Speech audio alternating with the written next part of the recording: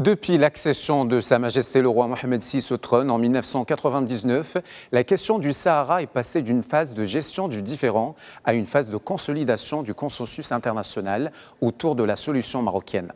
Les prémices de cette évolution sont apparues très tôt. Dans son discours à l'occasion de la Marche verte de 1999, Sa Majesté le roi Mohamed VI a posé les fondements d'une nouvelle approche fondée sur le réalisme et l'objectivité. Cette vision allait par la suite constituer le cadre de référence des différentes actions diplomatiques du royaume. L'année 2007 a constitué un tournant majeur. Le Maroc a présenté à l'Organisation des Nations Unies l'initiative marocaine d'autonomie après plusieurs années de préparation et de plaidoyer diplomatique. Cette initiative a été qualifiée par le Conseil de sécurité dans ses résolutions successives de sérieuse et crédible avant de s'imposer progressivement comme le principal référentiel proposé pour le règlement de ce différend régional.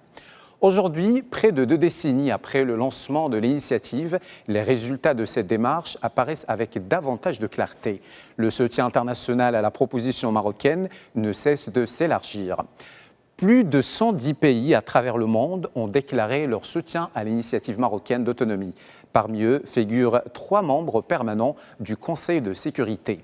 Les États-Unis qui ont reconnu la souveraineté marocaine sur le Sahara en 2020, la France qui a affirmé en 2024 que le présent et l'avenir du Sahara s'inscrivent dans le cadre de la souveraineté marocaine et le Royaume-Uni qui a annoncé à son tour son soutien à l'initiative marocaine en 2025.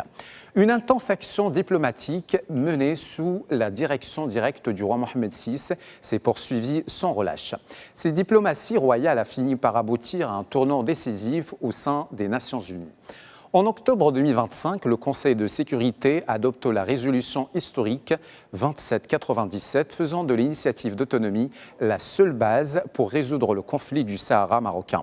Le Conseil de sécurité adopte une décision sans précédent faisant passer le dossier du Sahara d'une logique de gestion du conflit à une recherche de solutions politiques réalistes et applicables. Il appelle également les 4 parties concernées, le Maroc, l'Algérie, la Mauritanie et le Front Polisario à engager des négociations sur la base unique et constante de l'initiative marocaine d'autonomie. Cette résolution onusienne a déclenché une nouvelle vague de soutien international à la proposition du Maroc. À travers le monde, la liste des pays soutenant la souveraineté marocaine sur le Sahara s'est élargie. L'initiative d'autonomie bénéficie désormais du soutien de plus de 2 tiers des États membres des Nations Unies. L'Espagne considère la proposition marocaine comme la base la plus sérieuse, crédible et réaliste pour le règlement du conflit. L'Allemagne a renouvelé son appui au processus onusien ainsi qu'à l'initiative marocaine.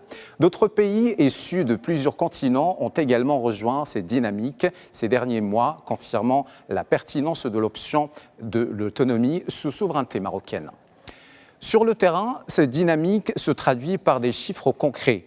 Près de 30 consulats généraux ont été ouverts à Laayoune et Dakhla depuis 2019. Des représentations diplomatiques de pays africains, arabes et caribéens et latino-américains ont choisi une présence directe dans les provinces du sud du royaume. Un processus diplomatique continu porté par une vision royale qui a fait de la question de l'intégrité territoriale un pilier central des partenariats internationaux du Maroc et de l'initiative d'autonomie, une référence de plus en plus soutenue année après année. Dans la nuit de la célébration de l'aboutissement onusien du dossier du Sahara marocain, le roi Mohamed VI a annoncé l'avènement d'un Maroc uni de Tanger à l'Ouguira, un Maroc dont les droits et les frontières historiques ne peuvent être remis en cause. Le roi Mohamed VI a également décrété le 31 octobre comme fête de l'unité, marquant un moment historique, la fin d'un conflit artificiel vieux de 50 ans, scellé par une vision réaliste et une diplomatie active ayant porté la conviction constante que la souveraineté marocaine sur le Sahara est un droit consacré.